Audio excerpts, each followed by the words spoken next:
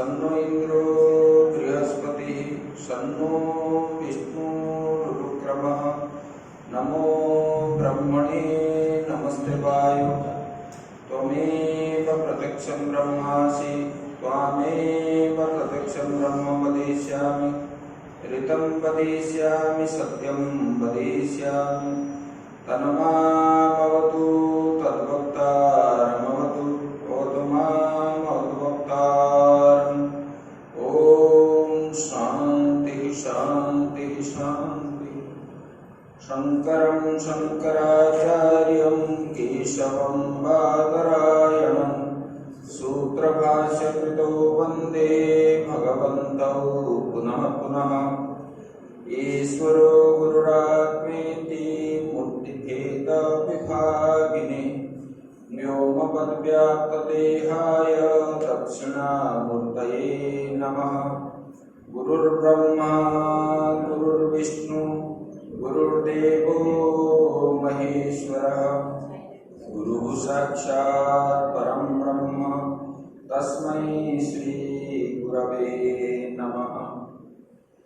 वंशी विभूषितकरानिवनीरदावान् पीताम्बरादरुणबिम्बफलाधरोष्ठान् पूर्णेन्दुसुन्दरमुखादरविन्दनेत्रान् कृष्णात् परं किमपि तत्त्वमहं न जाने।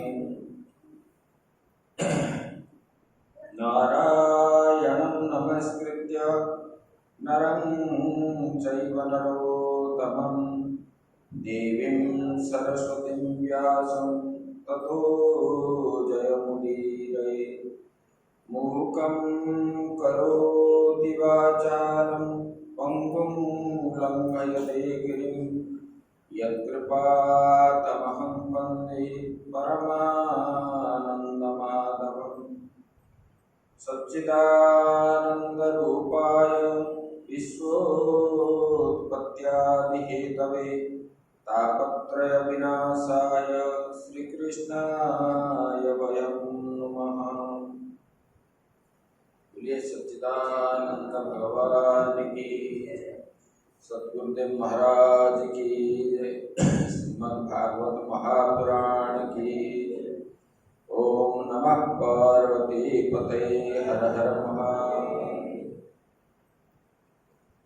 गजब बंद क्यों करते? गजब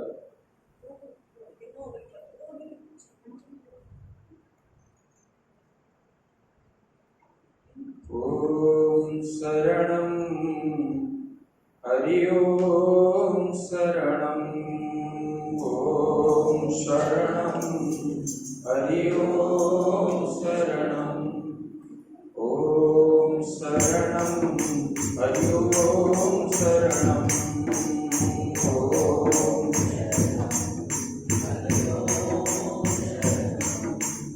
ओम शरणं हरि ओम शरणं ओम शरणं हरि ओम शरणं ओम शरणं हरि ओम शरणं ओम शरणं ओम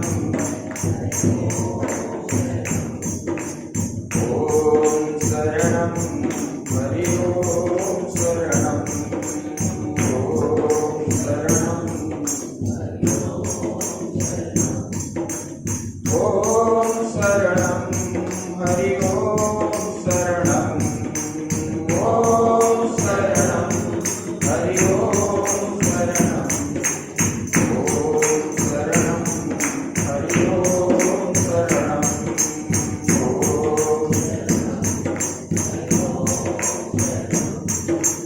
ओम शरणं हरि ओम शरणं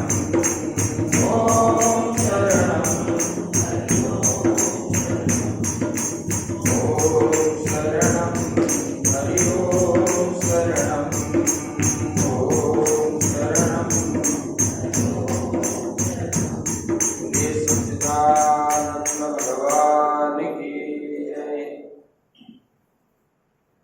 परम ब्रह्म परमात्मा के असीम कृपा से हम लोग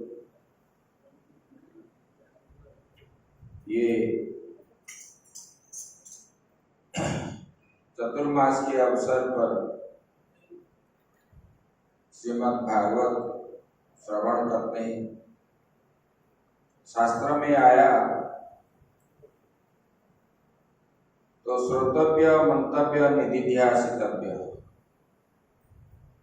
शास्त्र को श्रवण करना, उसका मनन करना और जिद करके पकड़ के बैठना, तब जाके द्रष्टव्य होता है, मतलब दर्शन मिलता है परमात्मा।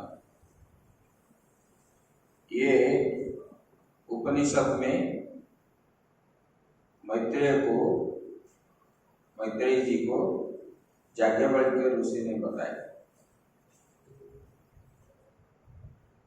अगर हम संकल्प करके नित्य हम श्रवण करेंगे, जैसे कि हमारा स्नान, लघु संकार, गुरु संकार ये नित्य होता है, ऐसे ये श्रवण और भजन ये नित्य होने का जीवन में संकल्प करना, ये मतलब मनुष्यत्व का लक्षण है। मनुष्य जो है वो मनुष्यत्व को प्राप्त करेगा, नहीं तो वो क्या है, पशु के समान है। ईश्वर को देखने वाले पशु होते हैं और अपने भलाई के लिए हम ये कर रहे हैं। जैसे कि कोई बोलते हैं ना, हम नहीं जाएंगे तो स्वामी जी नाराज होंगे कि ये हो जाएगा वो हो जाएगा, ऐसा नहीं है। हम लोग भी जो भजन करते हैं, इसको डर के नहीं है कि जो पठन पाठन आदि करते हैं, हमको हमारे ऊपर तो कोई प्रतिबंध नहीं है, फिर भी करते हैं क्योंकि ये हमारा परंपरा आया है। इसी हिसाब से वो पूर्व मुनि ऋषियों ने जो मार्ग हमको दर्शन कराए, जो जीव का कल्याण किसमें है, वो कल्याण के उद्देश्य से ही ये सब किया जाता है। हम लोग जितने सब कार्य यहाँ करते हैं, ये परमात्मा की दृष्टि से ही कर रहे हैं। कोई झाड़ू लगा रहा है, वो भी परमात्मा को प्राप्ति के लिए। यहाँ पर जितने सारे काम हो रहा है, चाहे भोजन बनाओ, चाहे झाड़ू लगाओ, चाहे लेटिन भी साफ करो, कुछ भी करो, यहाँ जो है स्वार्थ नहीं होता है, निस्वार्थ प्रभाव से काम चलता है। और जहाँ स्वार्थ होता है वहां फल कुछ नहीं मिलता। यहाँ जितने काम हो रहा है, कोई ये नहीं कि सोचता कि मुझे ये करने से मुझे ये मिलेगा, ये तो प्रेम से हम कर रहे हैं। तो ये सब जो है हमारे पूर्वजों ने, मुनि ऋषियों ने ये हमको ये शिक्षा दिए, ये सब करने से सेवा भाव के द्वारा, श्रवण के द्वारा, मनन के द्वारा, निधिध्यासन के द्वारा ही जीव परमात्मा को प्राप्त कर सकता है।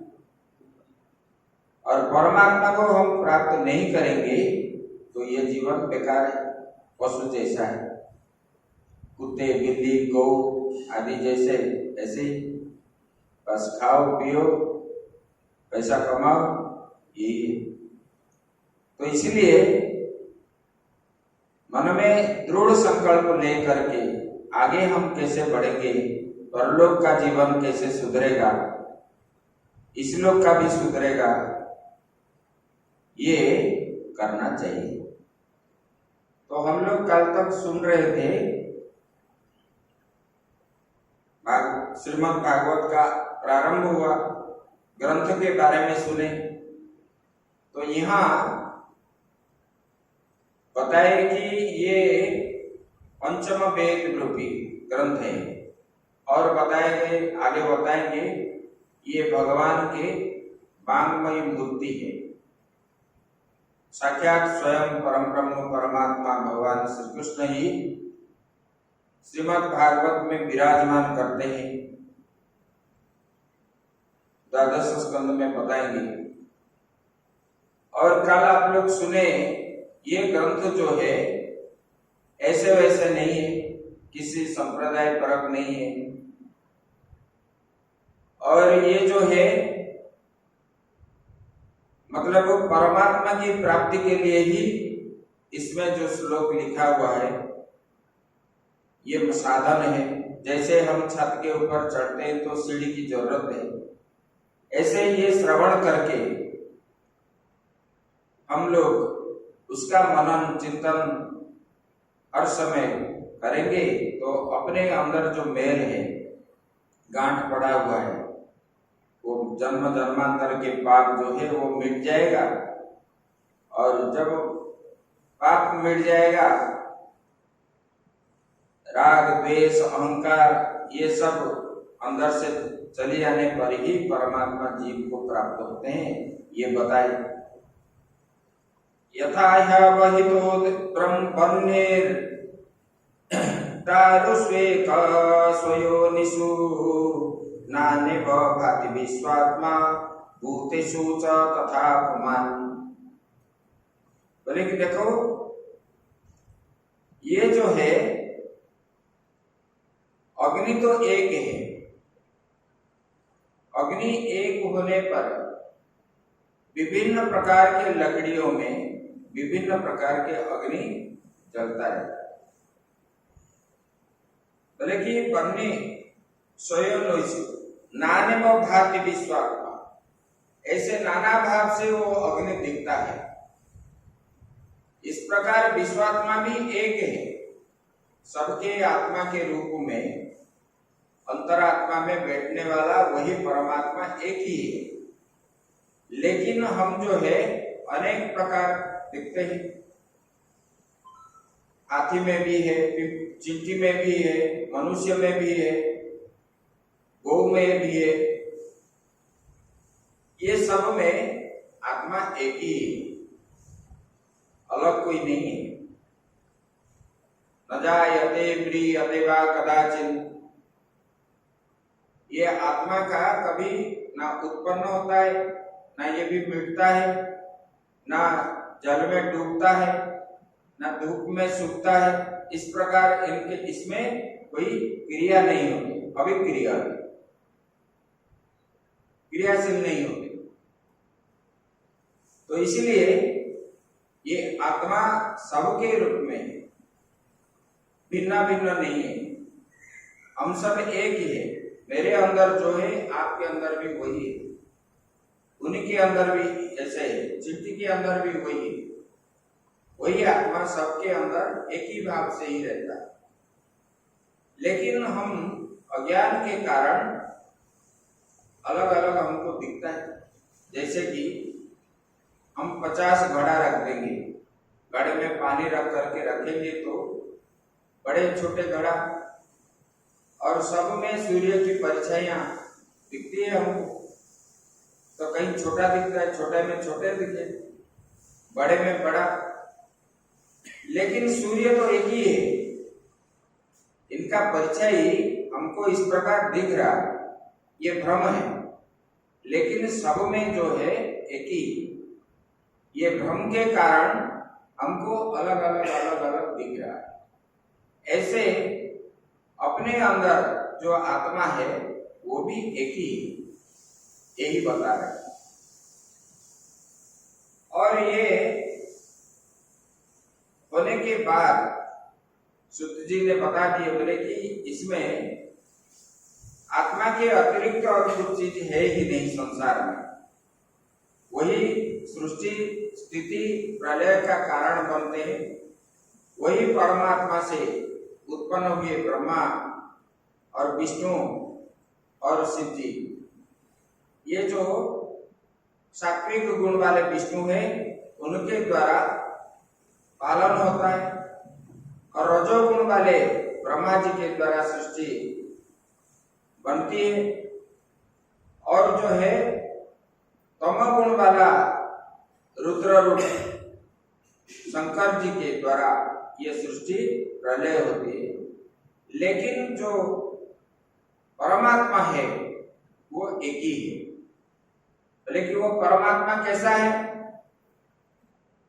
बोले कि वो जो परमात्मा है, सूत जी बता रहे हैं, हम पाठ करते हैं ना पुरुष सूक्त, सहस्रशीरेखा पुरुष सहस्राक्ष सहस्रपात सभूमिगुं सर्वतस्त्रित्वा तिष्ठदशाङ्गुलम् पुरुष एवेदगुं सर्वं यद्भूतं यच्च भाव्यम्। बोले कि वो परमात्मा कैसा है? बोले कि उनका 1000 सिर है, 1000 कान है, 1000 हाथ है, 1000 पांव है, 1000 पैरों है। इस प्रकार उसी अंग प्रत्यंग से मनुष्य, ब्राह्मण, क्षत्रिय, वैश्य सब उत्पन्न हुए, और जो है उन्हीं से ही ये पंचमहाभूत उत्पन्न हुए। तस्य जोनिं परिपश्यन्ति धीरा तस्मिन् हतस्तुर्भुवनानि विश्व। ये परमात्मा ही सबका जोनि है, सब उन्हीं से उत्पन्न हुए। और क्या बोलते? ब्राह्मणस्य मुखमासीत् गावुराजन्यः कृतः गुरु तदस्य तद्वै स्यः पद्व्यागुं शूद्रो अजायत। वही परमात्मा के मुख से ब्राह्मण उत्पन्न हुए, बाहु से क्षत्रिय, जांघ से वैश्य, पैरों से शूद्र उत्पन्न हुए। वही परमात्मा से चराचर जगत जो है, जितने चिंटी से लेकर के ब्रह्मा पर्यंत सब भगवान परमात्मा से ही उत्पन्न हुए, और उन्हीं से ही स्थित है और उन्हीं से ही विलीन होते हैं।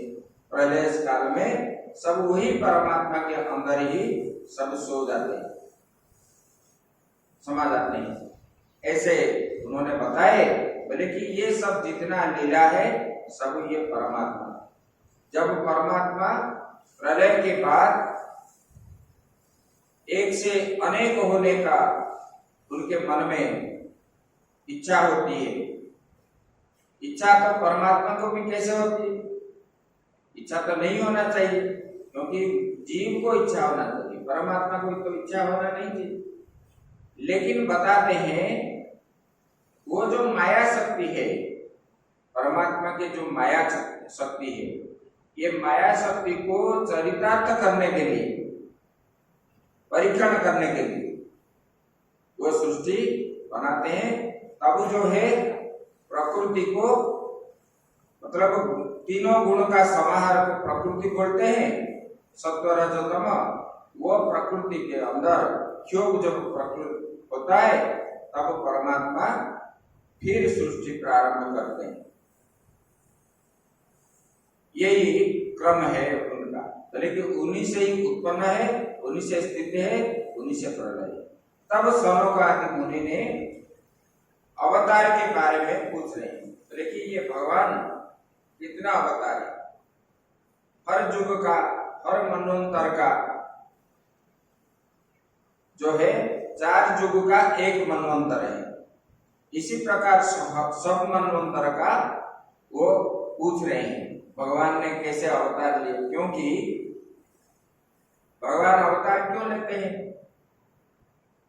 जदा जदा हि धर्मस्य ग्लानिर्भवति भारत अभ्युत्थानम् अधर्मस्य तदात्मानं सृजाम्यहम् परित्राणाय साधूनां विनाशाय च दुष्कृतां धर्म संस्थापनार्थाय संभवामि युगे युगे। परमात्मा क्यों लेते हैं ना? जब जब धर्म की ग्लानि होती तब परमात्मा का आविर्भाव होता है और वो अवतार धारण करते हैं। बोले साधु संत की रक्षा के लिए, धर्म की रक्षा के लिए, परित्राणाय साधूनां विनाशाय च दुष्कृतां, दुष्टों को निवारण करने के लिए, वो धर्म की रक्षा उद्देश्य से ये हर युग में ऐसे होता है।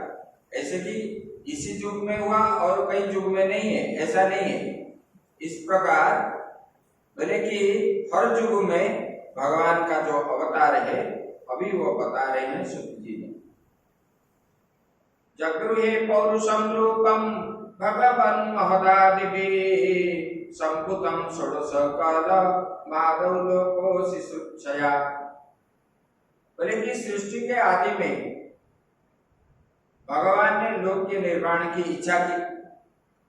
जब प्रलय हो गया था तब जो है भगवान की इच्छा हुई, वो अकेले ही थे। एको हम बहुश्याम, ये उपनिषद छांदोग्य में आया है। एक से अनेक होने का इच्छा जब परमात्मा की हुई तब उन्होंने सृष्टि प्रारंभ किया। बोले कैसे? संभुतम षोडश कला,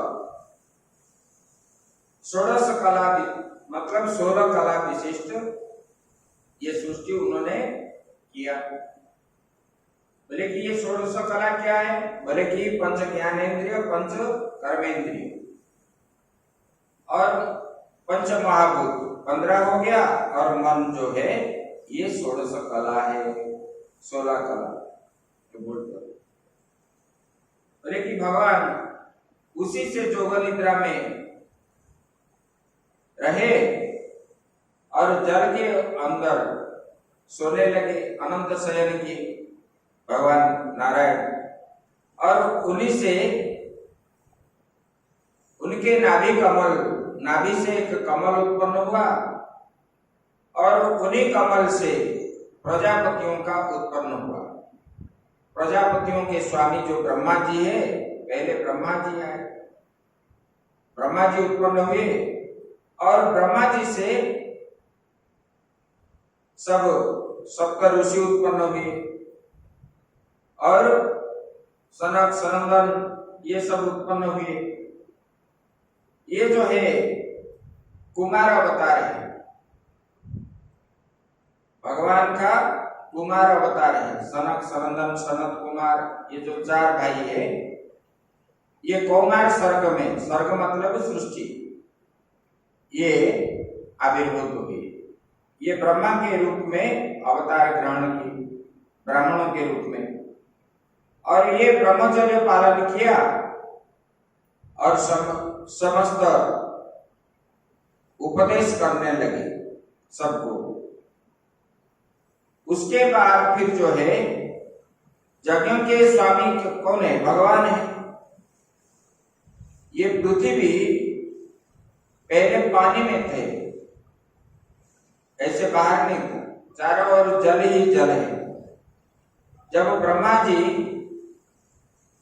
आगे आएगा कृषिराज स्कंद में, ब्रह्मा जी को भगवान ने निर्देश किए सृष्टि बनाने के लिए, तो पहले मानसिक सृष्टि बनाई, मन में चिंतन किए तब सृष्टि हो गई।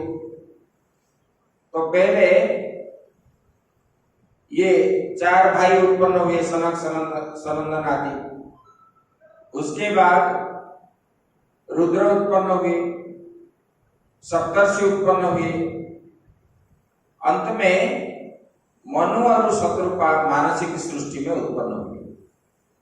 जब मनु और शत्रुपा उत्पन्न हुए तब ब्रह्मा जी को बोले कि पिताजी हम क्या करें? तो बोले कि तुम सृष्टि सर्जना करो। बोले कि इसमें आधार क्या है? बोले कि हम सृष्टि बनाएंगे कैसे? आधार तो नहीं है, चारों ओर जल ही जल है। तो ब्रह्मा जी घबरा गए, और ब्रह्मा जी जब घबरा जाते हैं, दिमाग में कुछ नहीं आता, तब भगवान का चिंतन करते। तब उन्होंने भगवान का स्मरण किया। भगवान ने ब्रह्मा जी के दाहिने नाक से छोटा सा शुकर होकर के बाहर आए। बोले शुकर भगवान की जय। जब बाहर आए तब धीरे धीरे बढ़ने लगे और जल के ऊपर छलांग लगाए, तो उनके जो जल छिटका जो है चारों ओर फैल गया, ब्रह्मलोक तक गया है। तब जल के अंदर पृथ्वी था। ये पृथ्वी जल के साथ संबंध है। उसमें आया अद्भ्य संवृतः पृथ्वी रसा च विश्वकर्मण। ये पृथ्वी का संबंध जल के साथ है और जल के अंदर पृथ्वी थी और बराह भगवान ने वो पृथ्वी को उठा करके लाए और स्थापना की। ये भगवान का ये भी बराह अवतार एक अवतार है। उसके बाद ऋषियों के सृष्टि से नारद भी एक अवतार है और उन्होंने शाक्योक्त तंत्र का जो नारद पंचरात्र कहते हैं उनको उपदेश किया सब ऋषि मुनियों को। मतलब कर्म के द्वारा किसी प्रकार कर्म बंधन से छुटकारा मिलेगा यज्ञ के द्वारा। कर्म मतलब यज्ञ, यज्ञों के द्वारा मोक्षों को कैसे प्राप्त होगे। आजकल जैसे यज्ञ करते इस प्रकार नहीं है, हमारा नाम रहे, हमारा फोटो उठे, हम हाईलाइट होंगे। भगवान हाईलाइट नहीं होंगे, हम होंगे पहले। इसमें नहीं है। निष्काम भाव से, निष्काम भाव से भजन करना, ध्यान करना यज्ञों के समय, और उसी हिसाब से हमको व्रत में रहना चाहिए, उपवास करना चाहिए। मतलब कुछ छोड़ने से कुछ प्राप्त होता है, कुछ माइनस नहीं होगा तो कुछ प्लस भी नहीं होगा किसी को भी। तो त्यागने से ही मिलता है। इसलिए बोलते हैं ना, त्यागे न अमृतत्व मानेषु, त्याग करने से ही मोक्षों को प्राप्ति होगी। बिना त्यागे कुछ नहीं मिलेगा। ऐसे उन्होंने ये किए। उसके बाद धर्मपत्नी मूर्ति के गर्भ से नर नारायण के रूप में भगवान उत्पन्न हुए। नर ऋषि हुए और नारायण हुए। वो आज तक बद्रीनाथ में तपस्या कर रहे हैं। ये भी भगवान का एक अवतार है। भले कि ये और जो है सिद्धों के स्वामी कपिल भगवान उत्पन्न हुए और सांख्य शास्त्र का उन्होंने विस्तार किए। वो सांख्य शास्त्र जो है लुप्त हो गया था और उन्होंने अवतार होकर के देवहूति और कर्दम ऋषि के घर से उत्पन्न हुए और उन्होंने आसुरी ऋषि को ये सांख्य शास्त्र प्रदान किया था। और उसके बाद अनुसुईया और अत्रि, अत्रि मतलब जिसमें गुण नहीं है वही। अनुसुईया मतलब जिनके पास न सूया असूया, जिनके पास कोई पाप नहीं है। इनके घर में दत्तात्रेय के रूप में अवतार भगवान ने लिए, दत्तात्रेय हुए। उसके बाद प्रजापति आकुति के नामक पत्नी से यज्ञ के रूप से अवतार ग्रहण किए। उनके पुत्र जो है याम और देवता के साथ वो स्वयंभू मनुष्य रूप की रक्षा की। और फिर नाभि के पत्नी मेरु से ऋषभ देव उत्पन्न हुए, जो अवधूत भगवान बोलते हैं, जिन्होंने 24 गुरु बनाया। पृथ्वी को गुरु बनाया, वेश्या को गुरु बनाया, हाथी को, मछली को, ये सब को गुरु बनाया, 24 गुरु बनाया। उन्होंने परमहंस दीक्षा ग्रहण किए और घूमने लगे। उसके बाद पृथु के रूप में एक अवतार हुए। उन्होंने सबको, प्रजाओं को, वो तो राजा थे, राजा पृथु, बेन के पुत्र थे वो, और वो जो है प्रजाओं को उपदेश किया किस प्रकार जीव जो है परमात्मा को प्राप्त करते हैं। और औषधि सब जो है ले करके, उसी समय प्रजाओं को भोजन आदि नहीं मिलता था और सब जो है दुबला पतला होकर के दिख रहे थे। तब राजा पृथु ने पूछने लगे, आप लोग इतना ऐसे क्यों दिख रहे हैं? बोले कि महाराज हमको तो खाने पीने में नहीं मिलते। बोले कि अनाज कहाँ गया? बोले कि पृथ्वी जो है अपने अंदर छुपा लेती। तब उन्होंने स्वयं पृथ्वी को हल करके समतुल किया और जो है लोगों को शस्य उत्पादन करने का अवसर मिला उनके द्वारा। उसके बाद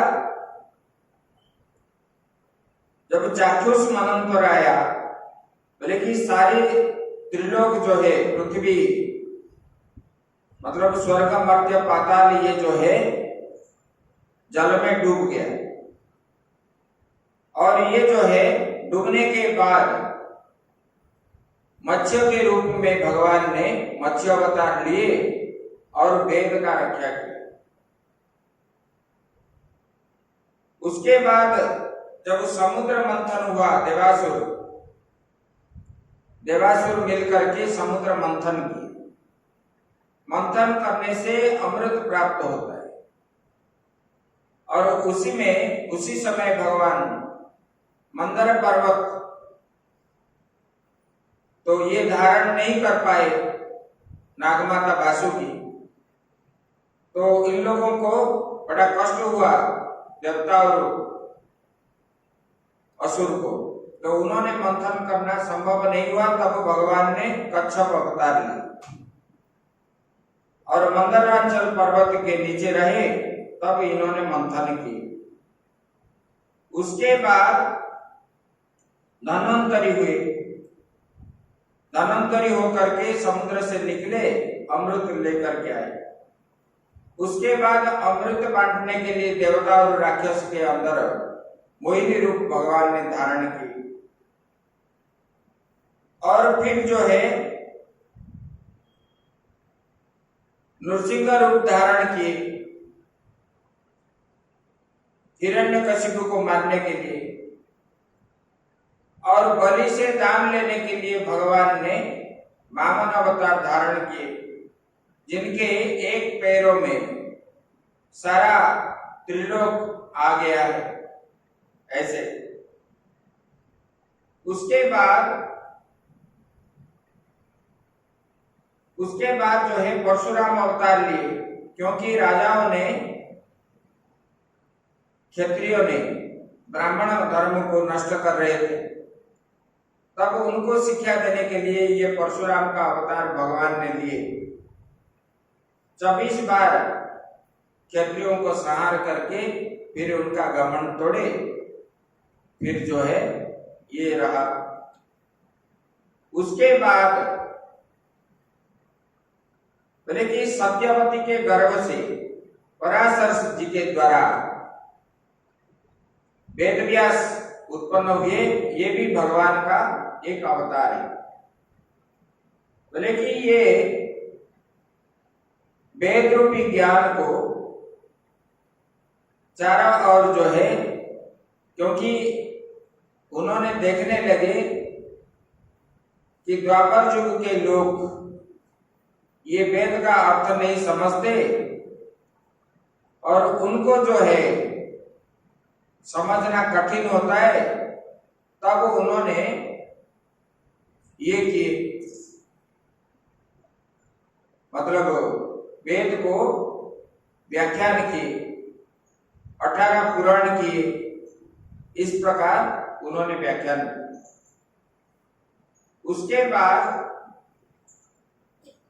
भगवान राम अवतार हुए, सेतुबंध बांधने लगे और जो है रावण को मारे और नारी धर्म का रक्षा किए, नारी को कैसे सुरक्षा दी जाती है इस प्रकार उपदेश दिए। उसके बाद 2 अवतार हुए, बलराम और कृष्ण के रूप में भगवान ने अवतार लिए।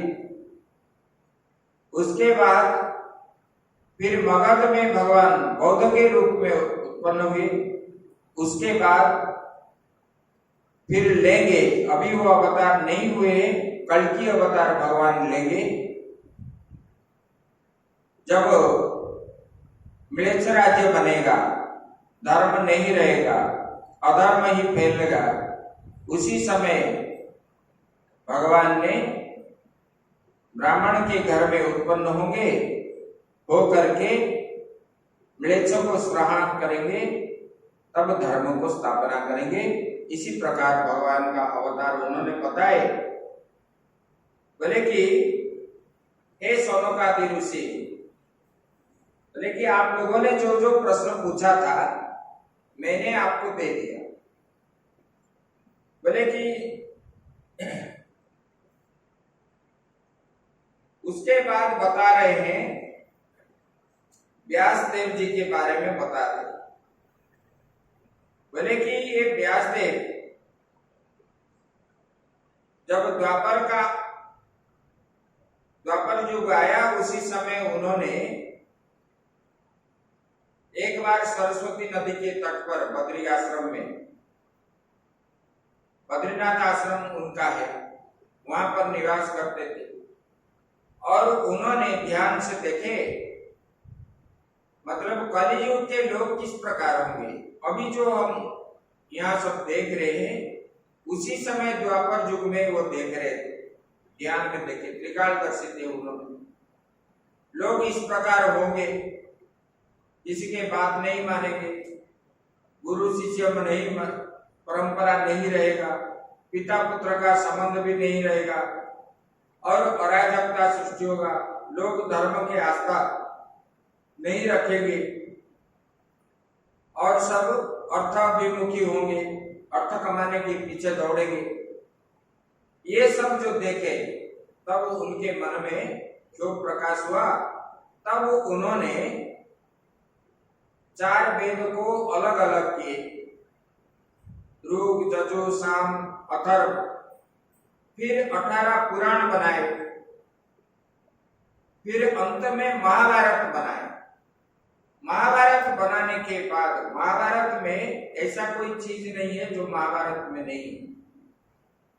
सारे सृष्टि का जो नियम आदि है, क्या करना चाहिए क्या नहीं करना चाहिए, सब चीज जो है महाभारत में है। महाभारत बनाने के बाद भी व्यास जी को संतोष उपलब्धि नहीं हुआ, बोले कि और कुछ बाकी रह गया।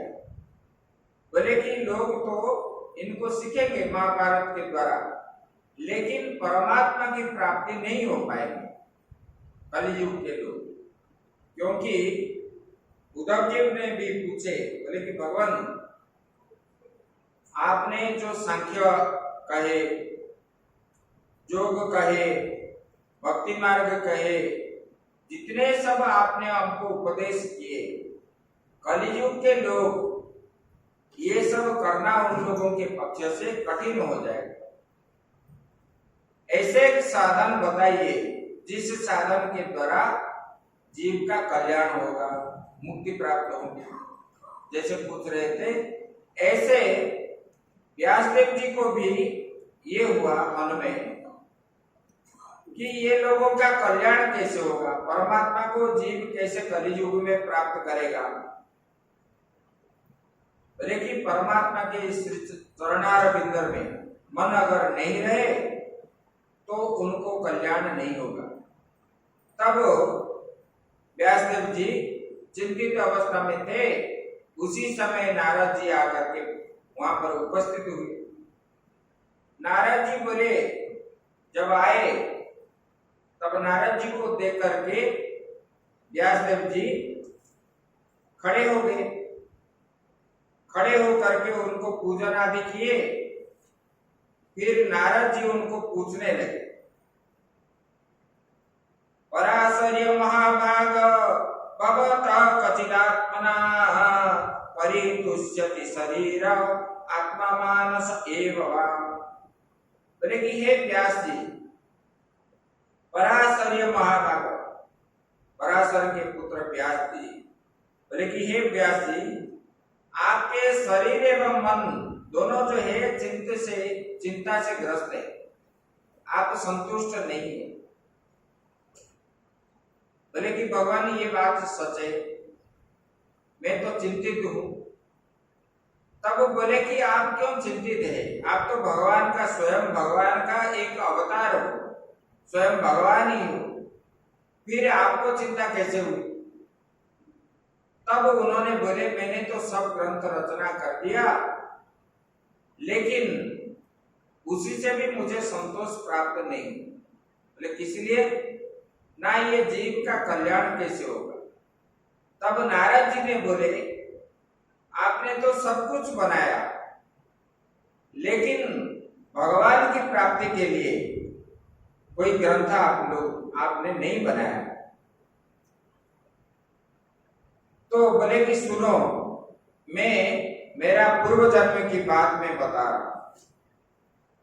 तब नारद जी जो है उनके पूर्व चरित्र बता रहे, बोले कि मैंने पूर्व जन्म में दासी पुत्र था। दासी पुत्र जो थे, किसी ब्राह्मण के घर में उनका माता जी नौकरानी थी। गौ सेवा, बर्तन धोना, फूल तोड़ना, ये सब काम करती थी उन्होंने। और नारद जी छोटे थे और माता का एकलौता बेटा ही है। और ये नारद जी ब्राह्मण के घर जो रहते थे, उसी समय उन्होंने फूल तोड़ते थे भगवान के लिए। ऐसे वर्षा का दिन आया। आजकल वर्षा में सब लोग इधर उधर जाते हैं, लेकिन उस रास्ता है, पुल है, ये सब ब्रिज के कारण आना जाना हो सकता है, लेकिन उसी जमाने में ये साधन नहीं। इसलिए ये चतुर्मास में लोग जो है, जो जहां है वहीं पर रहते थे। और ये ब्राह्मण के घर घूमते घूमते चतुर्मास से पहले कुछ विद्वान महात्मा आए चतुर्मास करने के लिए, क्योंकि उसी समय खाना पीना रहना ये भी संभव नहीं होता था। जब आए तब नारद जी, मतलब नारद जी जहां पर थे वही ब्राह्मण के घर आए, और ब्राह्मण ने वो पंडित महात्माओं को स्वागत सत्कार किया और घर में रहने लगे। और प्रतिदिन जो है, आप लोग जैसे अभी सुन रहे हो ये चतुर्मास के अवसर पर, ऐसे भी उन लोगों ने भी भगवान की कथा श्रवण कर रहे थे, नित्य चलने लगा। और कुछ दिनों के बाद नारद जी भी वहां पर बैठने लगे और भगवान के कथा से उनको रुचि आ गई। फिर वहां बैठे बैठे वो बहुत आनंद मग्न हो गए थे, और उन्होंने मन में संकल्प किया मैं ये घर छोड़ूंगी, गौरव छोड़ना है। बोले किस प्रकार, माता तो है और हम कैसे जाएंगे? तब वो जो है कुछ दिनों के बाद ये महात्मा लोग जब खा करके उठते थे और नारद जी को प्रसाद देते थे उचिष्ट, उसी पत्ते में ये खा रहे थे। उनका और अंतःकरण शुद्ध हो गया।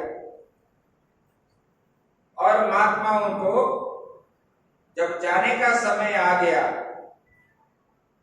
तब बोले कि भगवान मैं भी आपके साथ जाऊंगा, मुझे भी आप साथ में ले लीजिए।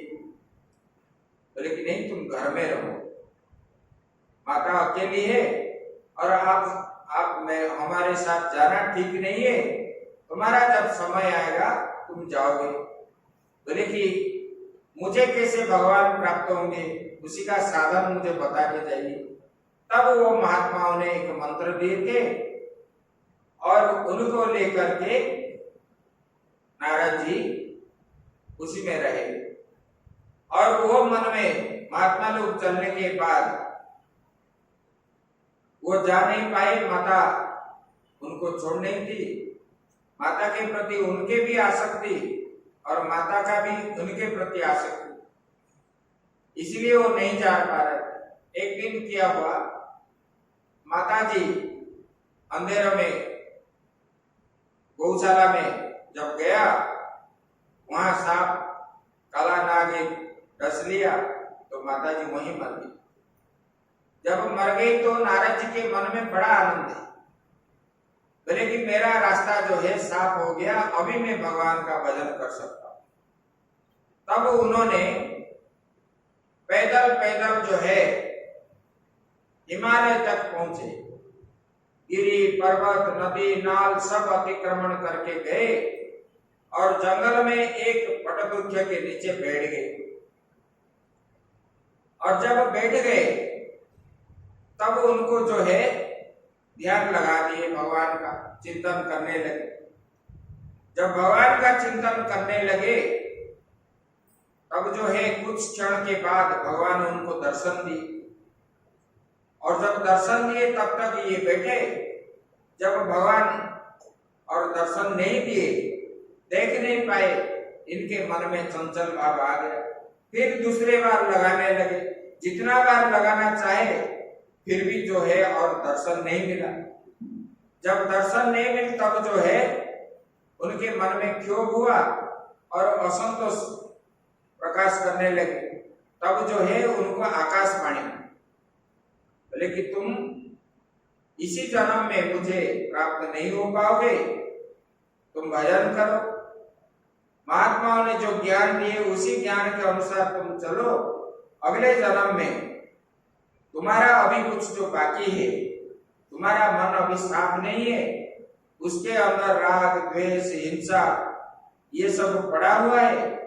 वो मेरा भजन करते करते करते तुम्हारा अंतःकरण जब शुद्ध हो जाएगा तब अगले जन्म में मेरा पार्षद हो जाओगे तुम।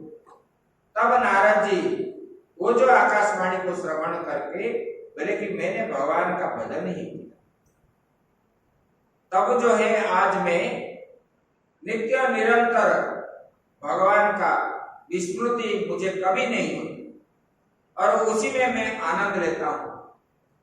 और ऐसे करते करते मेरा समय निर्वाह हो गया। फिर मैं दूसरे जन्म में जब सृष्टि प्रारंभ हुई, सप्त रुचियों के साथ ब्रह्मा जी ने मुझे भी प्रकट किए और मैंने नारद के रूप में उत्पन्न हुआ और मैं भगवान का पार्षद बन गया। बोले कि ये जो भगवान का परमात्मा के प्राप्ति के लिए शरणागति ही एक ही मार्ग है और दूसरा कुछ नहीं। हम परमात्मा के शरणापन्न होने से प्रपन्ना पाहि गोविंद, हम जो है हाथ ऊपर टेक मतलब उठा लेना है, दोनों हाथ।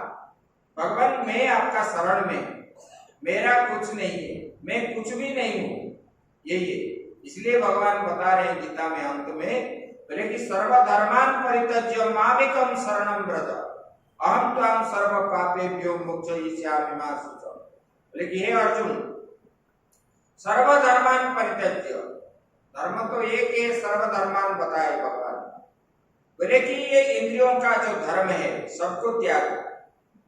जो देखना है मुझे देखना है, जो श्रवण करना है मेरा ही श्रवण करना है, जो खाना है मेरा ही प्रसाद खाना है। इसी प्रकार इंद्रियों के द्वारा हम जो इंद्रियों का जो धर्म है उसी धर्म को तो मेरे ऊपर छोड़, सब मैं कर रहा हूं, मेरा कुछ भी नहीं है इस संसार में,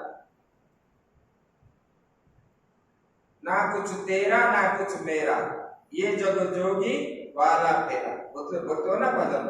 हाँ, फिर काय को सारी उमरिया पाप की गठरी ढोल।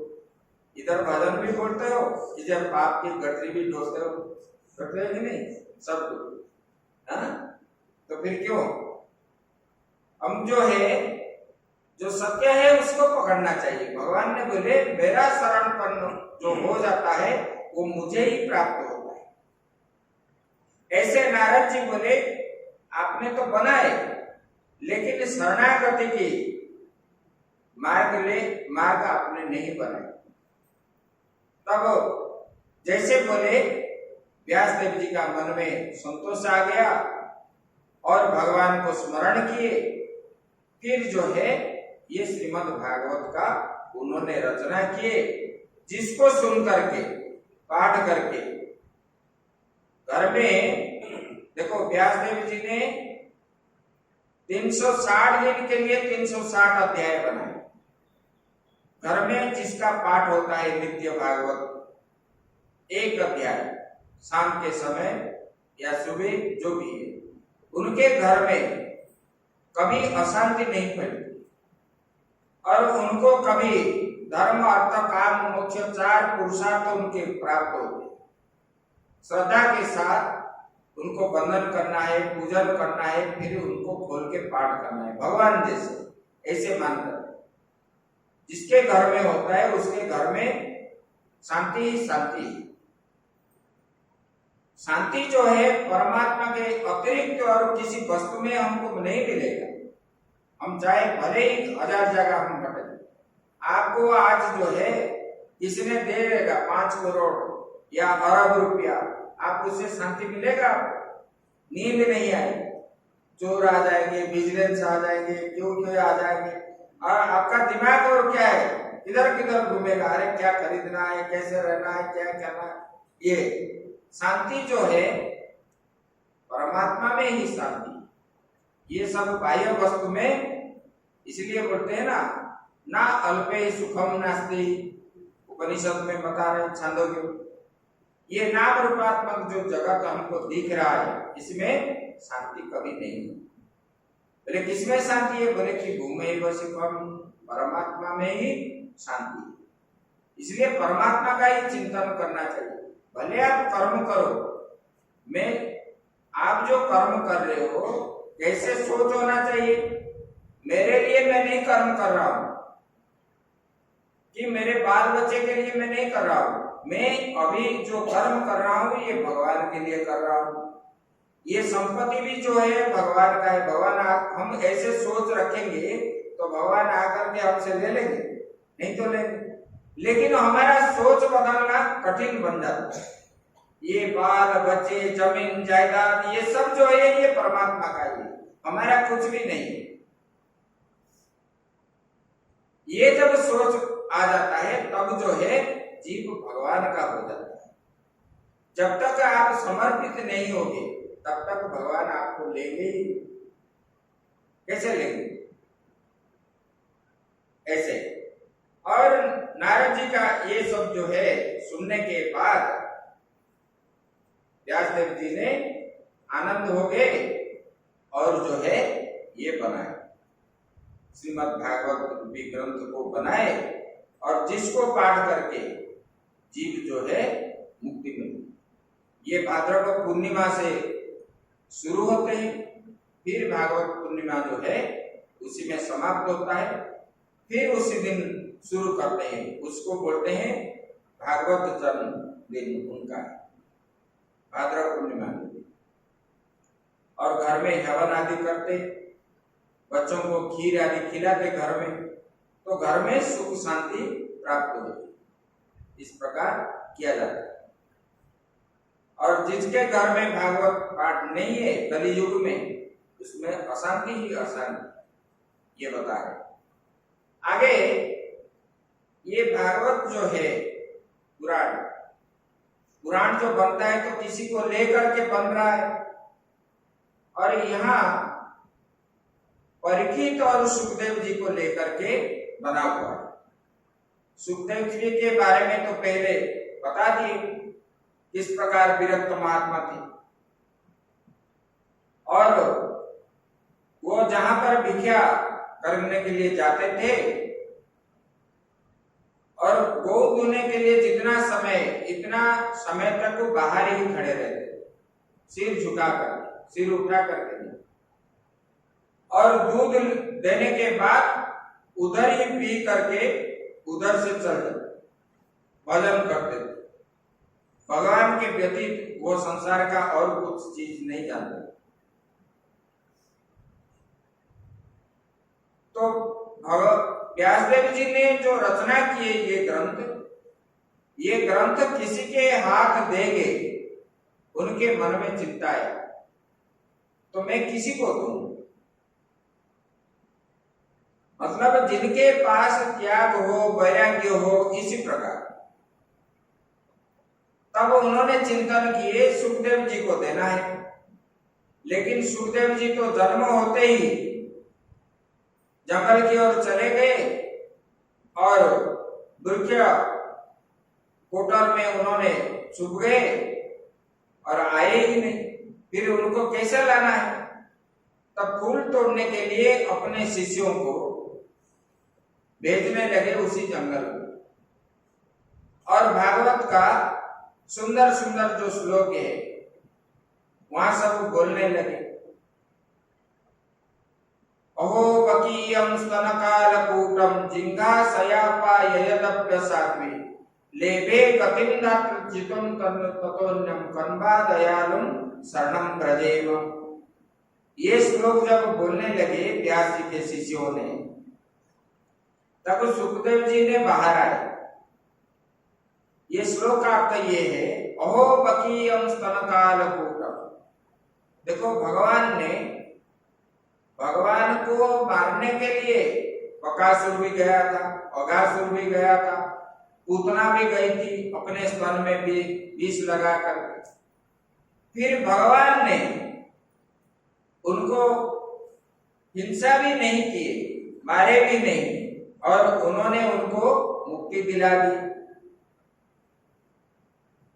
हमको कोई एक थापड़ मारेगा तो हम क्या करते हैं? 2 थापड़ मारते भी नहीं, गुस्सा भी हो जाते।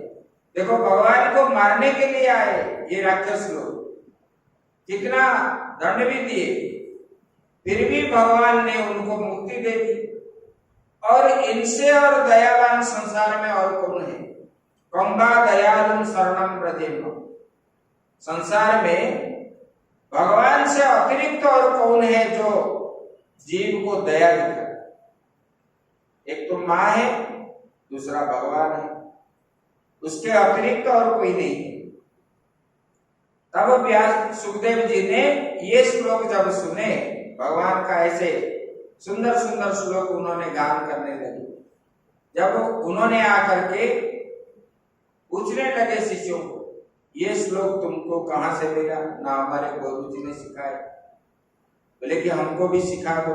बोले कि हमारे पास क्या है, एक श्लोक तो है, लेकिन आप हमारे गुरु जी के पास जाओगे तो कितने श्लोक आपको सुना देंगे। तब सुखदेव जी ने व्यास जी के पास गए। व्यास जी के पास गए और उनको साष्टांग प्रणिपात किए। फिर बोले कि मुझे ये भागवत आप सुना दो।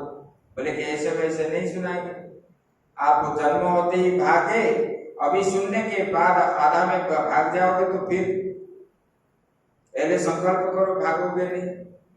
तब सुखदेव जी ने बोले कि हम नहीं भागेंगे। तब उन्होंने उनको पूरे भागवत सुनाए। ऐसे त्याग वैराग्य। एक बार क्या हुआ, सुखदेव जी ने दीक्षा नहीं लिए थे, तो फिर मुक्ति कैसे होगी?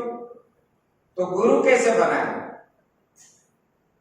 तो गुरु व्यास जी को बनाने के लिए सोच रहे थे। व्यासदेव जी ने उनको मना किए और जनक जी के पास उन्होंने भेज दिए।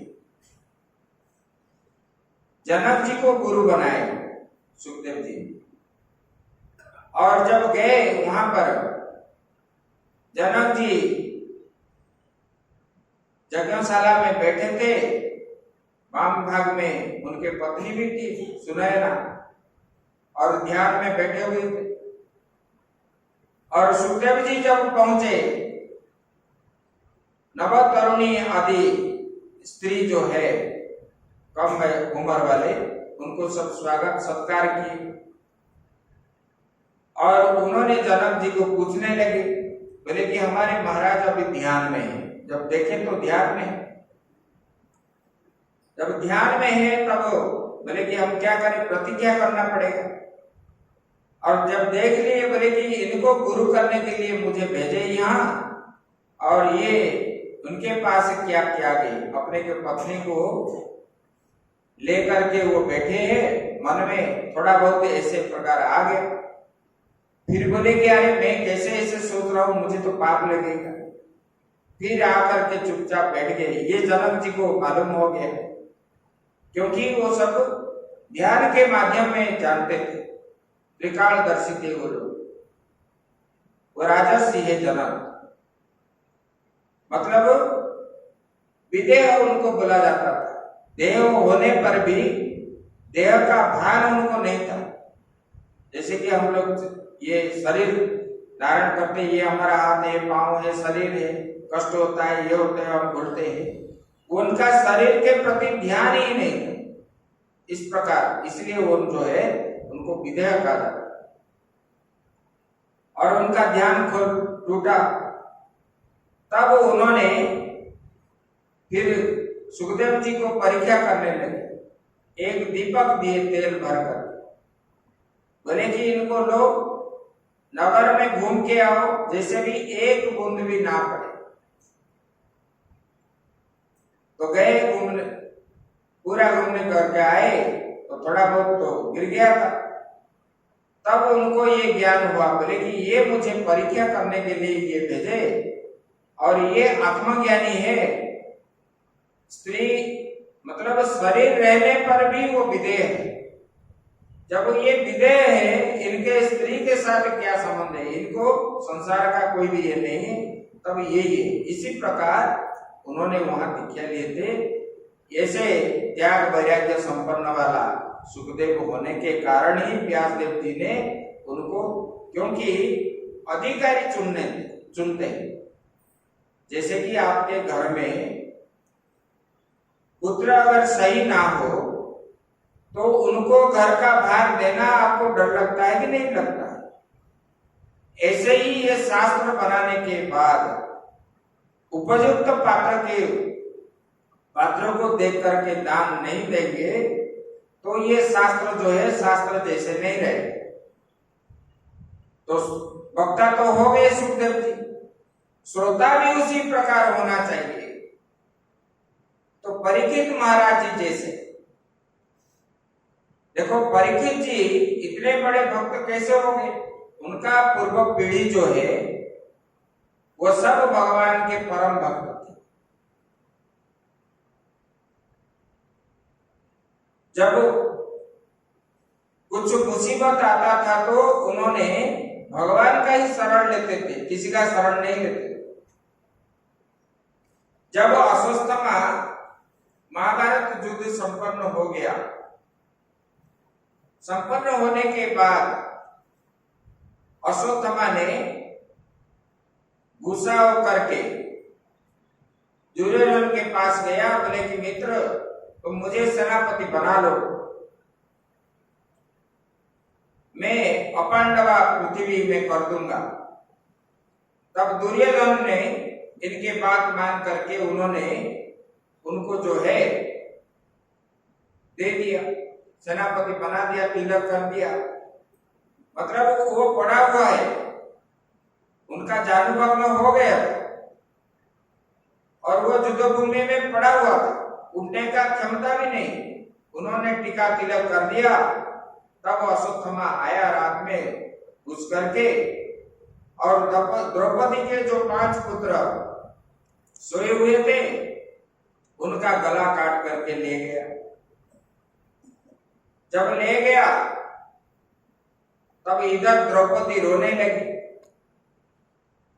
जब सुबह हुआ देखे पुत्र का गला कटा हुआ है, तब ये और किसी का नहीं है, ये अश्वत्थामा ही किया हुआ है, ऐसा जान करके पांडव लोग जो है द्रौपदी को शांत करके बोले कि हम तेरा बेटा को जिसने मारा है, तेरे पुत्रों को, हम जो है उनको लेकर के आएंगे। यस्यं वैश्रूयमाणायं कृष्णे परम पुरुषे भक्तिरुत्पद्यते पुंसा शोकमः भयापहे। बोले कि देखो ये जो है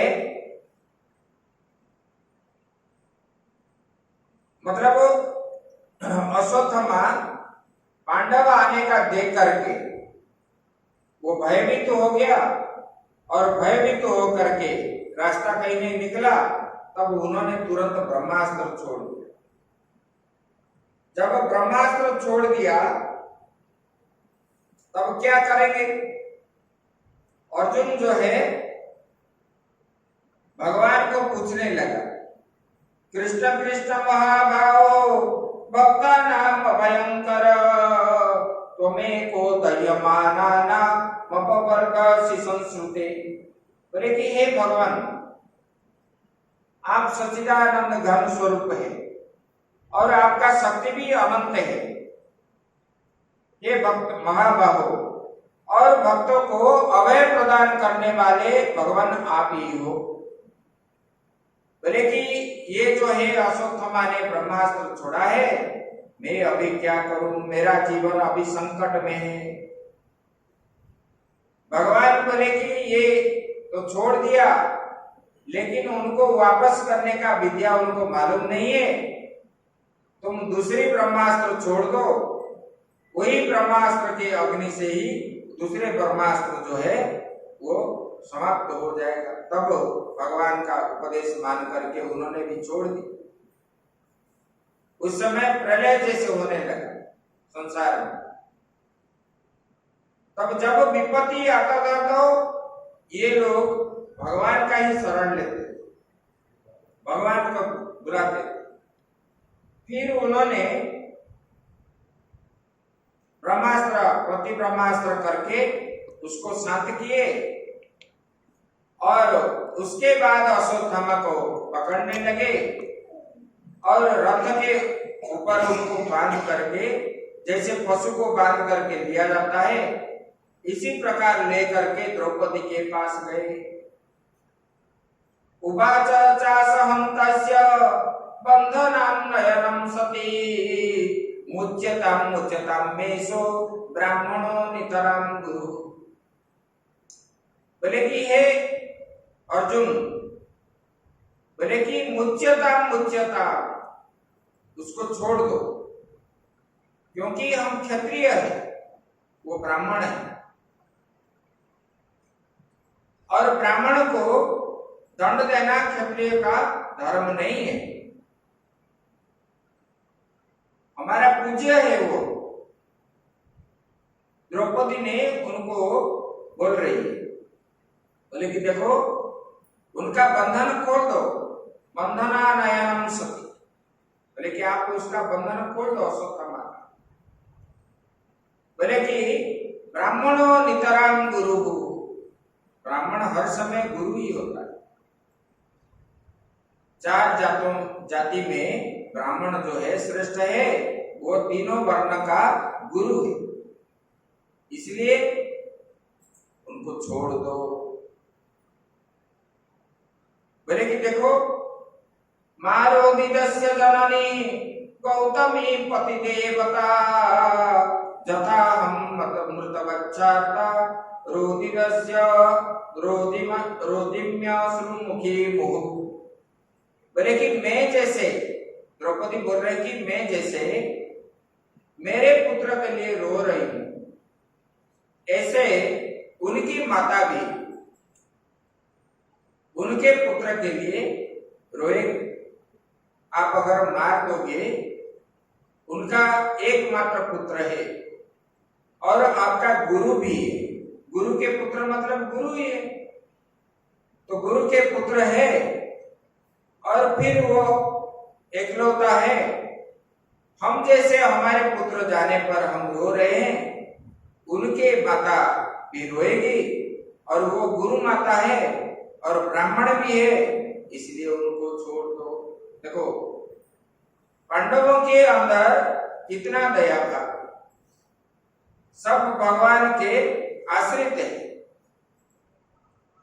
तब उनको और नहीं मारे। और फिर जो है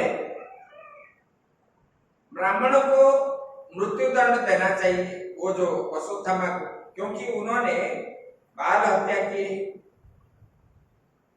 आतताई में जाते हैं बाल हत्या वाले, तो इसीलिए उसको मृत्यु दंड क्या है, बोले कि मृत्यु दंड के समान उसको असम्मान कर दो।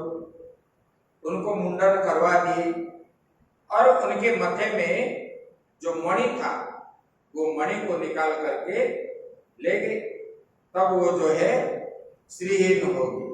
और भगवान ने भी उनको बोले तुम ऐसे आजीवन घूमोगे,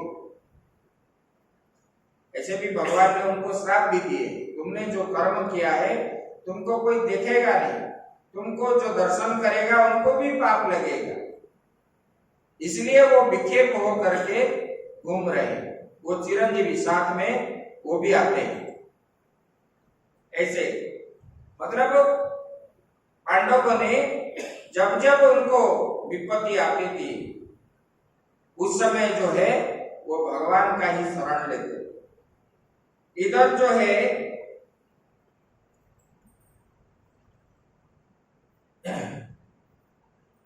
जब ब्रह्मास्त्र आने लगा, ये अर्जुन गए और द्रौपदी भी गए, ये सब पांडव जो है भगवान का ही शरणापन्न है। जब ब्रह्मास्त्र आया अपांडवा करने के लिए, तो ब्रह्मास्त्र उत्तरा के गर्भ को नष्ट करने के लिए आया।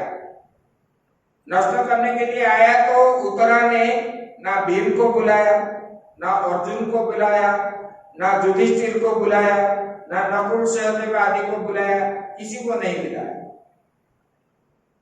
पाहि पाहि महायोगिन देव देव जगत्पते नान्यं तद भयं पश्येत् यत्र मृत्यु परस्परम्। बोले कि भगवान पाहि पाहि महायोगिन देव देव जगत्पते, बोले कि हे जगतपति, हे वासुदेव, हे कृष्ण, मैं आपका शरण में आई हूं। किस लिए मैं आई हूं?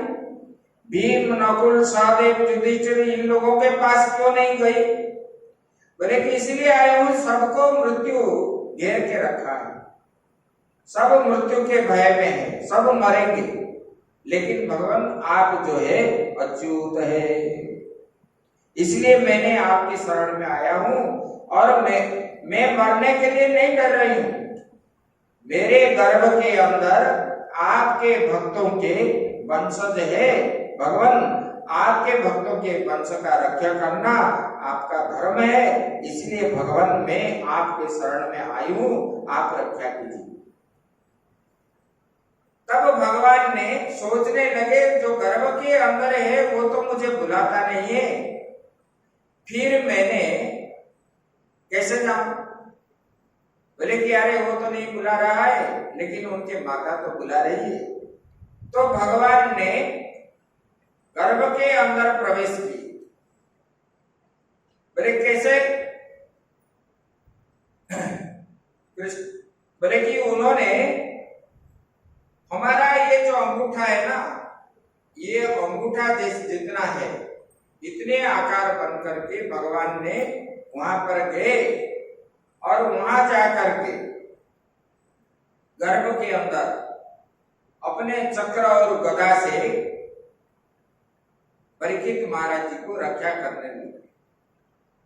और परीक्षित महाराज जन्म से पहले भगवान का दर्शन किए गर्भ के अंदर ही, तब जो है ये इतना भगवान का भक्त बने थे, उनके पास त्याग वैराग्य आदि था।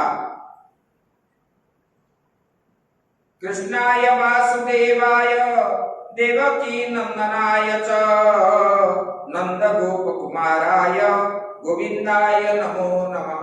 देखो उत्तरा भी ऐसे और पांडव भी ऐसे भगवान के भक्ति में, द्रौपदी भी ऐसे, और कुंती के मतलब परीक्षित महाराज के 4 पीढ़ी जो है भगवान के परम भक्त, भीष्म पितामह से लेकर के उत्तरा तक। अभी कुंती जी ने भगवान का स्तुति कर रहे हैं, कुंती स्तुति, भगवान का परम भक्त है माता कुंती, और भगवान के बुआ भी है, फिर भी उन्होंने भगवान ही मानते थे, क्योंकि भक्त जो है भगवान को जानता है। कृष्णाय वासुदेवाय देवकी नंदनाय च नंद गोप कुमाराय गोविंदाय नमो नमः। कुंती जी बोलते हैं कि हे भगवान, आप श्री कृष्ण हैं और वासुदेव है। वसुदेव से उत्पन्न होने के कारण आपका नाम वासुदेव हुआ है। सब घट में रहने के कारण आप वासुदेव है, ऐसे वित्पत्ति है। और देवकी नंदन है, नंद के लाडले हो आप, भगवान कान्हा है आप, ऐसे।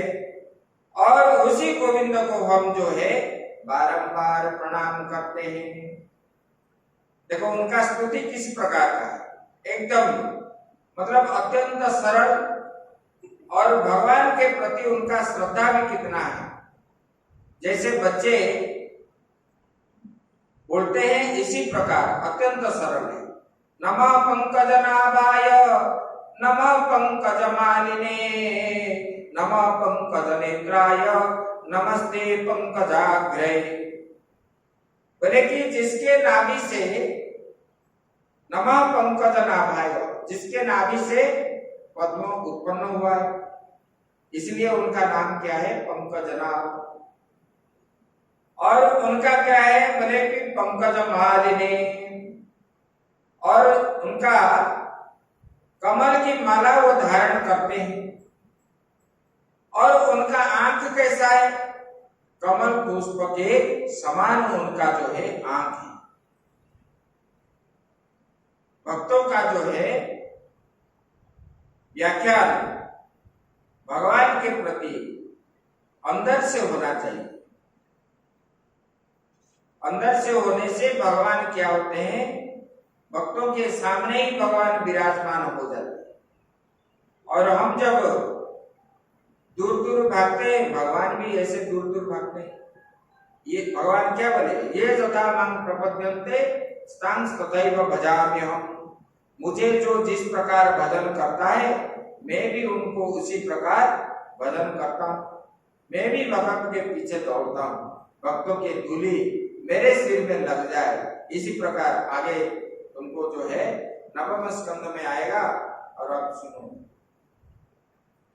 भक्तों के कैसे कैसे। और भगवान को इसी प्रकार स्तुति भी किए। एक बार भगवान ने कुंती जी को कुछ मांगने के लिए बोले।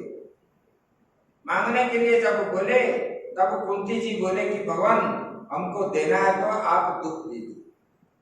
विपदो संतु न सस्व तत्र तत्र जगत गुरु भवतो दर्शनम यस्यात् पुनर्भव दर्शनम। देखो भगवान अगर हम लोगों को बोलेंगे कुछ मांगो, तब हम दुख मांगे, दुख कभी नहीं मांगे। बोलेंगे हमको सुख समृद्धि आदि कर दो भगवान। कुंती जी ने बोले कि भगवान मुझे विपत्ति ही दो। तो बोले कि बुआ इतना दुख सहन करने के बाद भी आपका मन दुख में, बोले कि इसलिए है भगवान दुख जब आता है तो तब आप मिल जाते हैं, और जब दुख नहीं है तो आप मिलते नहीं। इसलिए हमको दुख आना चाहिए और आपको मिलना चाहिए। और आप जब मिल जाते हो तब हमारा दुख कहाँ दुख हो करके रहता है, वो तो सुख ही बन जाता है। देखो दुर्योधन ने एकादशी के दिन दुर्वासा ऋषि हस्तिनापुर पहुंचे थे और वहां पर भिक्षा किए। और उन्होंने मन में मतलब दूसरा भावना था कि ये इतने सारे शिष्य लेकर के आए, 1200 शिष्य, 1100-1200 शिष्य, ये अगर एक साथ युधिष्ठिर के पास जाएंगे तो वो भोजन नहीं दे पाएगा। तब दुर्वासा के श्राप से ये पांडवों का वंश जो है खत्म भस्म हो जाएंगे, हम अपांडवा पृथ्वी हम भोज करेंगे। इसी हिसाब से उन्होंने दुर्वासा जी को बोलने लगा कि भगवान आप तो एकादशी यहाँ किए हैं, हमारे बड़े भाई जो है युधिष्ठिर वो बड़ा धर्मपरायण है और भगवान वो जंगल में रहते हैं, आप वहां पर जाइए, द्वादशी पारायण करोगे। तो दुर्वासा ऋषि महात्मा लोग क्या है, जहां भंडारा है वहां तो दौड़ेंगे, जहां भंडारा और दक्षिणा मिलेगा वहां दौड़ेंगे, गाड़ी पकड़ करके, खड़े होके, पैदल होके, जो भी भोजन मिलेगा। तो दुर्वासा जी गए अपने शिष्यों के साथ, जंगल में गए और वहां पर पहुंच गए। चलते चलते गए तो दूसरे दिन, द्वादशी के दिन, उसी समय क्या हुआ था, पांडव लोग भोजन आदि करके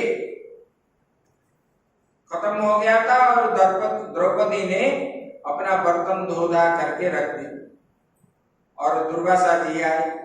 जब दुर्वासा जी आए तब युधिष्ठिर जी बाहर बैठे थे और उनको प्रणाम किए, आसन दिए, बैठने के लिए बोले और बातचीत किए।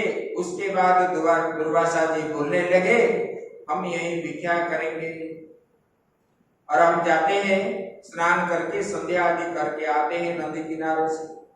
तब शिष्यों के साथ चल पड़े नदी किनारे। इधर सहदेव के हाथ खबर भेजने लगे द्रौपदी के पास, बोले कि महात्मा जी भोजन करेंगे अपने शिष्यों के साथ।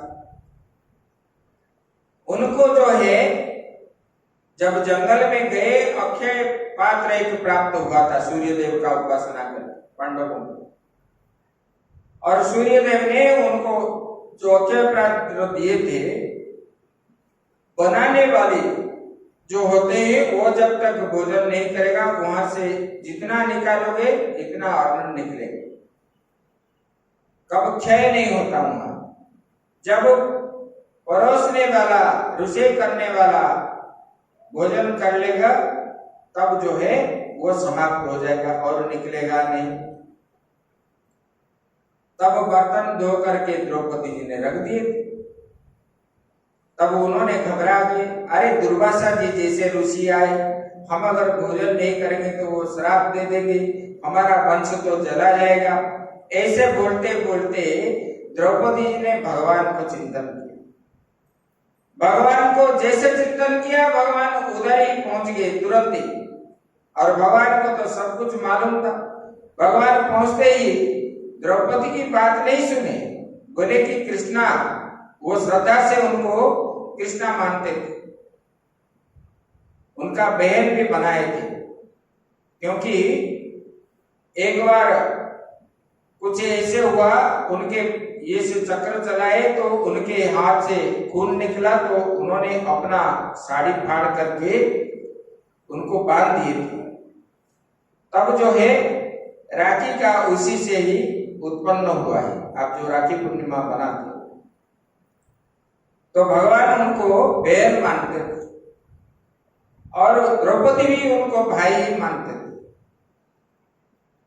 और भगवान भी मानते थे। तब उन्होंने बोले कि कृष्णा, हमको जोर भूख लग रही है, कुछ दो भोजन के लिए।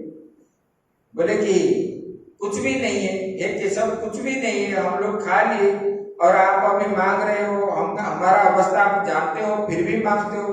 भगवान चिढ़ाते लगे उनको जोर जोर से, बोले कि अरे जल्दी भूख लग रही है, आप तो दिखाओ, कम से कम आपका बर्तन दिखाओ। तब भगवान ने वो बर्तन को ला करके इधर देखे, उधर देखे, उधर देखे, एक टुकड़ा सा चावल लगा था, उनको खा लिए और पानी पी लिए। बोले कि मेरा पेट तो भर गया। भगवान जो है अपान मतलब उदान वायु निकालने लगे। तब यहाँ भगवान का जब पेट भर गया, जब भगवान पाते हैं, भगवान का जब पेट भर जाता है, सारा विश्व ब्रह्मांड का पेट भी भर जाता है। और ये दुर्वासा जी जब संध्या में बैठे थे स्नान करके और उनका पेट भी भरने लगा, तब उन्होंने वो सब संध्या बंधन छोड़ करके भागने लगे। बोले कि अरे हम रहेंगे तो ये पांडव लोग हमको बुलाए गए आएंगे, हम क्या भोजन करेंगे, चलो मतलब जोर जोर से भागने लगे। तब भगवान ने बोले कि अरे वो दुर्वासा जी क्यों नहीं आए, भीम जी को भेजे। बोले कि जाओ बुलाओ। और भीम जी दौड़ते दौड़ते वो महात्माओं के पीछे पीछे दौड़े और जाकर के दुर्वासा जी को बोले, भगवान आप चलिए प्रसाद पाएंगे, वहां सब बना हुआ है, कुछ भी नहीं बना। बोले कि हम नहीं खाना है, हमारा पेट भर चुका है, हम नहीं खाएंगे, हम जा रहे। तो बाद में बोले कि आपको बुला रहे हैं।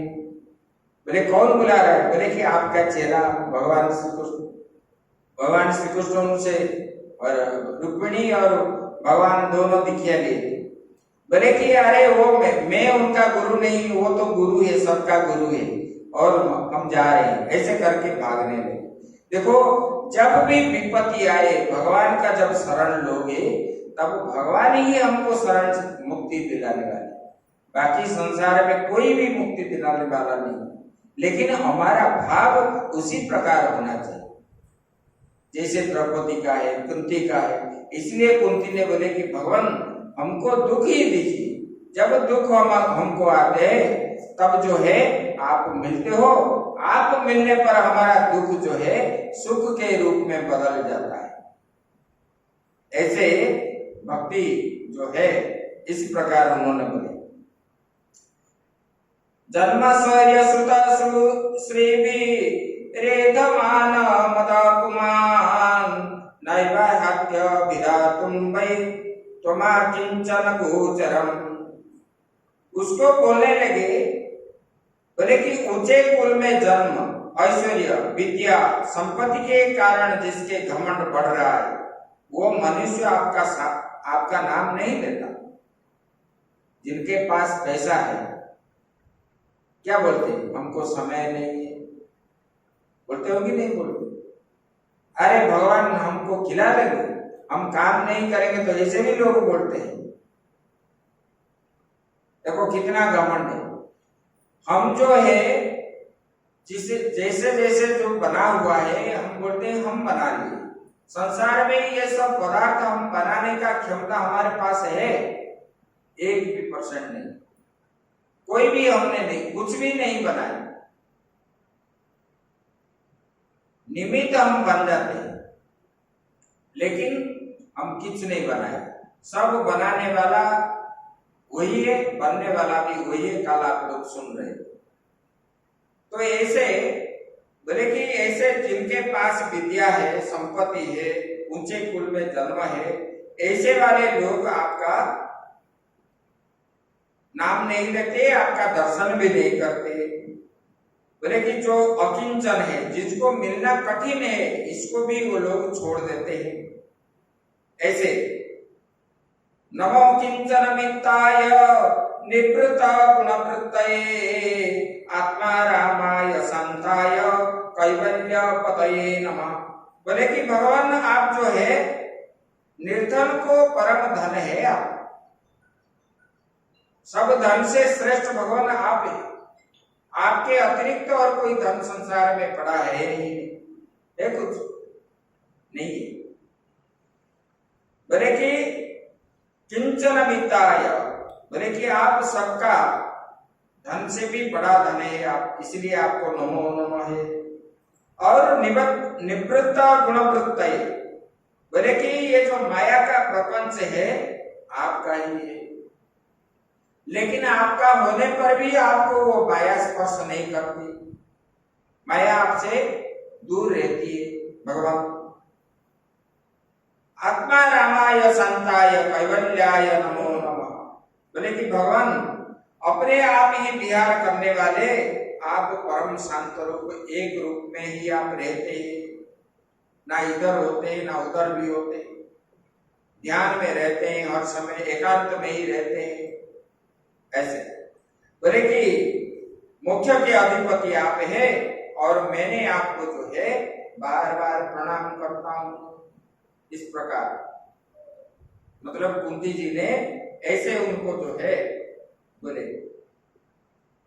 और बोलते हैं जन्म कर्म च विश्वात्म न जस्य कर्तुरात्मना निर्यंत्रण त्रिशेषु यादसु तदत्यं विरंबनम। बोले कि भगवान आप विश्व के विश्वात्मा है, जन्म कर्म चवे विश्वात्मन, आप विश्व के आत्मा है। मतलब अब एक का ही नहीं है, चराचर विश्व में जितने चराचर में जितने जीव आदि है सबका आत्मा के रूप में भगवान आप ही हो। बोले कि आपके अतिरिक्त और कुछ नहीं है। बोले कि फिर भी पशु पक्षी मनुष्य ऋषि जलचर स्थलचर नभचर सबके अंदर आप रहते हैं, इसलिए भगवान आत्मा के रूप में सबके अंदर आप रहते हैं, इसलिए आपको बार बार नमो नमः इस प्रकार उन्होंने स्तुति करने लगे। और बोले कि देखो ये पांडवों का भगवान के प्रति कितना श्रद्धा है और उन लोगों ने भगवान का परम भक्त थे। और इनके बाद तो गए, फिर भीष्म पितामह को देखो, जब युद्ध हुआ था, युद्ध भूमि के अंदर भीष्म पितामह ने संकल्प किए, मैंने एक दिन में 10,000 पांडवों को मैं मारूंगा, संकल्प किए थे। और उन्होंने संकल्प करके रोज 10,000 मारना शुरू कर दिया। तो भगवान ने अर्जुन को बोलने लगे प्रत्यस्त्र करने के लिए। भीष्म पितामह बड़े योद्धा थे, उनके बराबर कोई मतलब ऐसा योद्धा नहीं थे मारने के लिए। रावण भी नहीं आया था भीष्म पितामह के पास। और उन्होंने जब मारने लगे तो भगवान गुस्सा हो गए अर्जुन के ऊपर और रथ से कूद पड़े, एक रथ के पहिया लेकर के, क्योंकि भगवान ने भी संकल्प किए थे मैं अस्त्र नहीं उठाऊंगा। और भीष्म पितामह ने बोले कि भगवान आप कैसे अस्त्र नहीं उठाओगे, मैं भी देखता हूं। देखो भक्त और भगवान के बीच कैसा है। और उन्होंने संकल्प किए मैं मारूंगा। तब भगवान ने जब ऐसे मारने लगे तो बोले कि ये तो सब सैन्यों को खाली कर लेंगे। तब उन्होंने गुस्सा होकर के रथ से कूद पड़े और रथ के पहिया को लेकर के मारने के लिए दौड़े। तब भगवान मतलब भीष्म पितामह ने बोले कि भगवान, वो स्तुति करने लगे, बोले कि भगवान आप कितना दयावान है, आप मुझे ये युद्ध क्षेत्र में मेरा प्राण ले लोगे तो मैं आपको ही प्राप्त हो जाऊंगा और दोबारा जन्म मेरा नहीं होगा, मुझे मुख्य प्राप्ति हो जाए। भगवान आप मुझे कल्याण दीजिए मेरे ऊपर। वो स्तुति करने लगे भगवान। इधर जो है अर्जुन ने जाकर के भगवान को पकड़ने लगा, भगवान मैं मारूंगा, आप जो है सत्य जो है कि आप अस्त्र उठाएंगे नहीं, आप मत उठाइए, असत्यवादी हो जाएंगे आप। देखो पहले सत्य को लोग कितना डरते थे, आजकल झूठ बोलने के लिए कोई नहीं डरता है, तुरंत ही बोल देते। गुरु को भी बोलते हैं, पिता माता को भी बोलते हैं, सबको बोलते हैं। झूठ से पहले लोग कितना डरते थे, झूठ बोलना कितना पाप है, मजाक में भी झूठ बोलना पाप बनता है। ऐसे तब भगवान ने शांत हुए और आए। ये भीष्म पितामह जब सरस्वतिया में थे, युधिष्ठिर महाराज युद्ध के बाद सब पूरा कौरव समाप्त हो गए। उसके बाद उनके मन में दुख हुआ, बोले कि अरे ये तो धन के लिए मैंने मेरा सगे संबंधी सबको मार दिए युद्ध में, और मैं अभी चक्रवर्ती सम्राट बनूंगा तो फायदा क्या है, कौन मुझे देखेगा। अब जो श्रद्धा होने वाले वो लोग तो नहीं रहे, ना साला रहे, ना ससुर रहे, ना संबंधी रहे, कोई भी नहीं बचे, ना उस तरफ के कोई बचे, ना पांडवों के तरफ भी कोई बचे। ये पंच पांडव ही बचे। उस तरफ जो है कृतवर्मा और कृपाचार्य, अश्वत्थामा, यही बचे और कोई नहीं बचे। तो दुखने लगे, मैंने कितना बड़ा पाप किया, कैसे किया वो किया, ऐसे रोने लगे। तब भगवान ने उनको बहुत समझाए, समझाने पर भी उन्होंने नहीं समझे।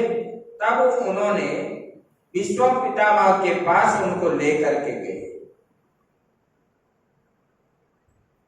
क्योंकि भीष्म पितामह ने भगवान को मांगे थे। कहां पर? वो युद्ध क्षेत्र में जो रथ के पाया लेकर के गए थे, उसी समय ही मन ही मन बोले थे, भगवान अंतिम समय में मुझे भगवान आप दर्शन देना, आपको दर्शन करके ही मैंने प्राण त्यागूंगा। तब जो है अंत काले च मामेव स्वरण मुक्त्वा कलेवरम, भगवान ने गीता में 8वां अध्याय में बोले, अंतिम समय में मेरा चिंतन करके जो शरीर छोड़ता है वो मुझे ही प्राप्त होता है। इसलिए मृत्यु के समय लोग क्या करते हैं, तो भगवान का चित्र पास में रखते हैं, मरने वाले के पास भागवत पढ़ते हैं, कोई गीता पढ़ाते हैं, पढ़ के सुनाते हैं, इस प्रकार रहते हैं, क्योंकि उनका चिंतन आए भगवान के प्रति आएगा तो वो भगवान को ही प्राप्त हो। तब भीष्म पितामह ने बोलने लगे, भगवान आप अंतिम समय में मुझे देखे दर्शन देना है। उत्तरायण का समय आया, तब भगवान ने युधिष्ठिर महाराज जी को लेकर के गए। तब जब भगवान और पंचु पांडव गए भीष्म पितामह के पास, तब सारे देवता, गंधर्व और मुनि ऋषि सब वहां पर इकट्ठा हो गए और युधिष्ठिर महाराज जी के बारे में भगवान ने बताए। भगवान सिर की तरफ खड़े रहे थे और युधिष्ठिर महाराज जी के जो असंतोष प्रकट के हुआ उनके बारे में जब ज्ञान हुआ भीष्म पितामह को, भीष्म पितामह ने उनको सब उपदेश दिए, राजधर्म का उपदेश दिए और 4 आश्रम का उपदेश दिए। ब्रह्मचारी कैसा है, गृहस्थ कैसा है, वानप्रस्थ कैसा है, सन्यास कैसा है, ये सब धर्म उनको बताए और गृहस्थ आश्रम के धर्म भी बताए। ब्रह्मचारी, गृहस्थ, ये सब धर्म बताए उनको। गृहस्थ को क्या क्या करना चाहिए, क्या नहीं करना चाहिए, ये सब महाभारत में है। तब जो है ये सब सुनने के बाद अंतिम में भगवान को बोलने लगे, तब वो युधिष्ठिर महाराज शांत हो गए और भगवान को जो है बोले कि भगवान आप मेरे पैरों के नीचे आ जाइए। तो भगवान आ गए, क्योंकि देख नहीं पा रहे और भगवान को स्तुति करने लगे भीष्म पितामह, इति मति रूप कल्पिता। ये बोले कि भगवान मैं आपको एक चीज आपको दे रहा हूं और आपको जो है आप जो है इनको स्वीकार कीजिए। बोले कि क्या देंगे? सब लोग आश्चर्य हो गए, ये युद्ध भूमि में ये भीष्म पितामह यहाँ तो पड़े हैं, ये क्या देंगे? बोले कि मेरे पास मेरे एक स्त्री और सब लोग घबरा गए। बोले कि ये तो ब्रह्मचर्य पालन किए थे, इनके स्त्री कहां से आए? तब बोले कि मेरे बुद्धि रूपक स्त्री जो है मेरे पास, आपका तो काम में नहीं आएगा, फिर भी अगर कभी चाहे तो कभी काम भी आ सकती, तो मैं आपको दे रहा हूं, आप इसको ग्रहण कीजिए। ऐसे स्तुति करने लगे और स्तुति करते करते करते इनका जो है भगवान को देखते देखते उनका जो पंच प्राण है, पंच महाभूत में उनका जो है पंच भौतिक शरीर मिल गया और मन, बुद्धि, चित्त, अहंकार सब भगवान में समेट गया और उन्होंने शरीर त्याग दिए। इसी प्रकार भक्त थे। और परीक्षित महाराज जी के बारे में कल हम लोग श्रवण करेंगे। इतना ही कह करके वाणी को यही विराम देते हैं। ओम पूर्णमदः पूर्णमिदं पूर्णात् पूर्णमुदच्यते पूर्णस्य पूर्णमादाय पूर्णमेवावशिष्यते। ओम शांति शांति शांति। श्री राम जय जय राम, श्री राम जय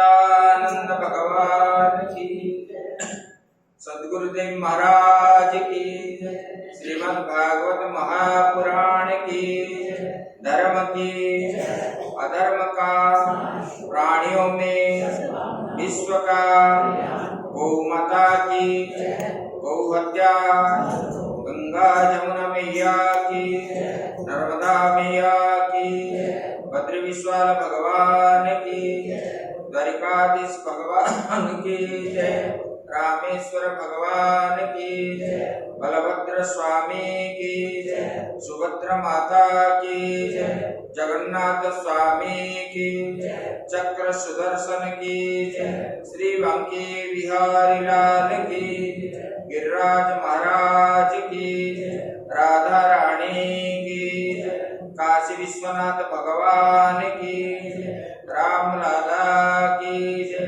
पवन सुत हनुमान की जय, आद्य गुरु शंकराचार्य भगवान की जय, अपने अपने गुरु महाराज की जय, आज के आनंद की जय। ओम नमः पार्वती पतये, हर हर महादेव।